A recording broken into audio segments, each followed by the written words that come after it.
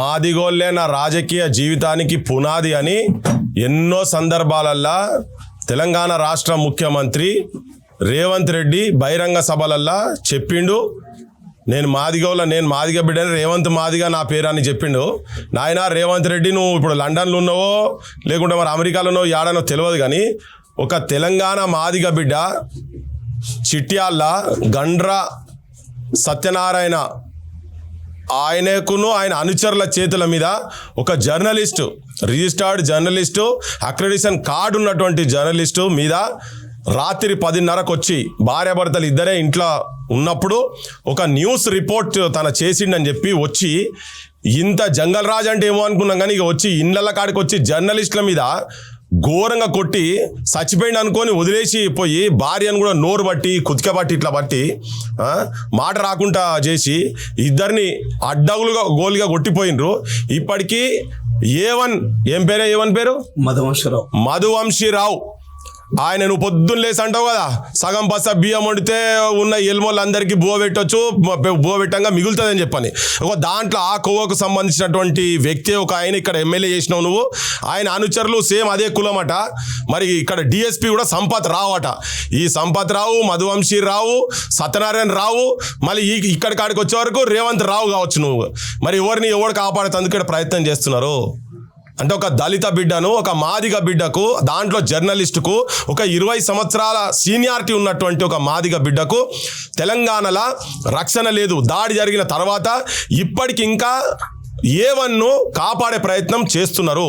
ఆయన ఊళ్ళోనే ఇంట్లో ఉన్నాడట, ఇజ్జత్ తిరుగుతున్నాడు. ఆయన హనుమకొండకు పోతున్నాడు, చిట్యాలకు వస్తున్నాడు, పర్కాల కనబడుతున్నాడు, యాడ ఛాయ్ హోటల్ కాడ కూర్చొని నన్నెవడు బీకేదేంది ముఖ్యమంత్రిని ఎలుమోడు అని చెప్పని ఆయన బయట చెప్పుకుంటూ తిరుగుతున్నట. బయట పెద్ద మనిషి, పెద్ద కబ్జా కోరట, ఒక గుండా అట, ఇక్కడ ల్యాండ్ గ్రాబర్ అట. ఆయన ఒక మాఫియా, ఇసుక మాఫియాది ఇప్పుడు కనబడుతున్నాడు. వేరే ఛానళ్ళల్లో పెట్టి వాళ్ళు చూపించింది కనబడుతూనే ఉన్నది, నీకు బూతులు తిట్టేది కూడా కనబడుతూనే ఉన్నది.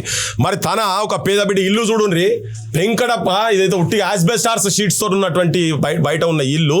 ఇగో ఎంత 20 ఏళ్ళు జర్నలిజం చేసిన తర్వాత ఇగో ఇండ్లుకి ఇట్లుంటాయా చూడురి. మరి అంటే పేదరికంలో ఉండి అది జెన్యూన్ ఇష్యూ అనేది క్లియర్గా అర్థమవుతుంది.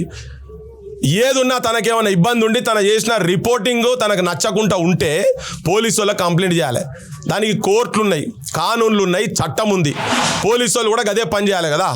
కానీ ఎమ్మెల్యే ఉన్నాడని ఇప్పుడు ఒక ఎమ్మెల్యే చెప్తాడు, మా మీదెవడికన్నా వస్తే వేసేస్తాం రా, నరుకుతాం రా అని చెప్పిండు గుండా ఎమ్మెల్యే ఆడ కరీంనగర్ ఆయనే. ఇక నువ్వు మాట్లాడితే అసెంబ్లీలో నీ భాష ఒక్కొక్కరిని బట్టలిప్పి కొడతా, తొండలు చొర్రిస్తా, ఇచ్చిపెడతానా నేను. ఈ భాష నీ భాష అక్కడ విని నీ ఎమ్మెల్యేలు ఫాలో అయ్యి, నీ ఎమ్మెల్యేలు మళ్ళీ నీ పార్టీ వాళ్ళు, నీ అనుచరులు ఇక్కడ ఊర్లలో ఇగో గిట్లా పేదోళ్ళ మీద, జర్నలిస్టుల మీద, మాదిగ బిడ్డ మీద దాడి చేసుడు ఉన్నది కదా. ఇది మొత్తం తెలంగాణ సమాజం మొత్తం చూడాల్సిన అవసరం ఉన్నది. తెలంగాణ సమాజం మొత్తం స్పందించాలి.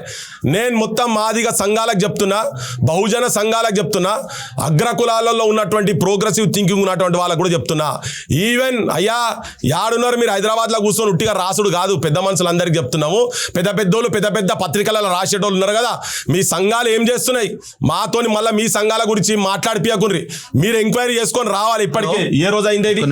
హలో, నమస్తే అండి సార్. ఎమ్మెల్యే సార్ మీటింగ్ లో ఉన్నారు, ఈ సిఎల్పి ఆఫీస్ లో ఉన్నారు, అసెంబ్లీలో ఉన్నారా? అవునవును. ఇప్పుడేం సిఎల్పి ఉంది? కొండ సూరకేది ఒకటి ప్రెస్ మీట్ ఉంది. ఓకే.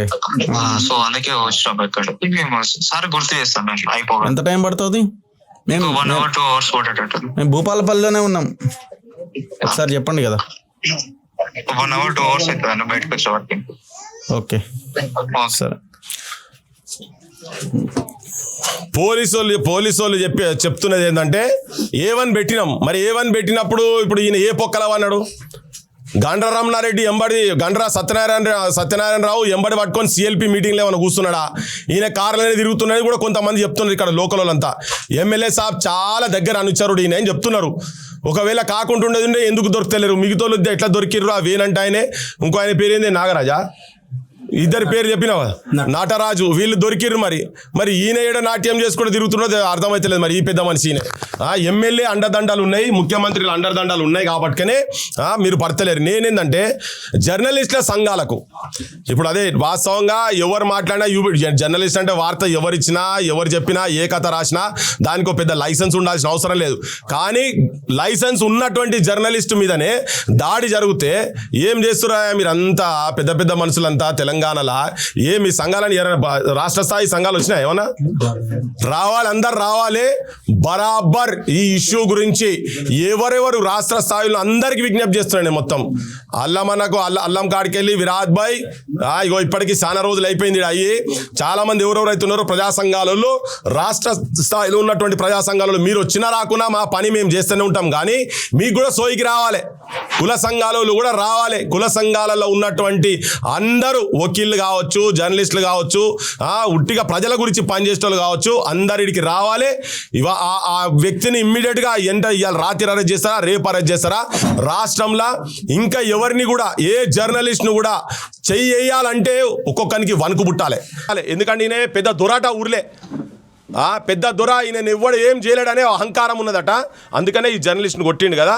ముఖ్యమంత్రి గారు రేవంత్ రావు గారు, మీకు నిజంగానే మీరు మీ పునాదులు మాదిగా జాతితోనే వచ్చినాయంటే ఈ మాదిగా బిడ్డకు న్యాయం చేయాలి. ఇది ఒక్క మాదిగా బిడ్డ సంబంధించిన అంశం కాదు, యావత్ తెలంగాణ ఆత్మగౌరవానికి సంబంధించినటువంటి అంశము.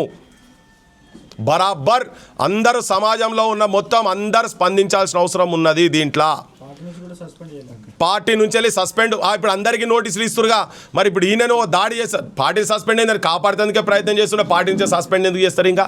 సో జర్నలిస్టు సంఘాలు అందరు కనుక ఇప్పుడు మనం భీష్మించుకొని కూర్చుంటే తన మీద ఏమైనా యాక్షన్ జరుగుతుంది.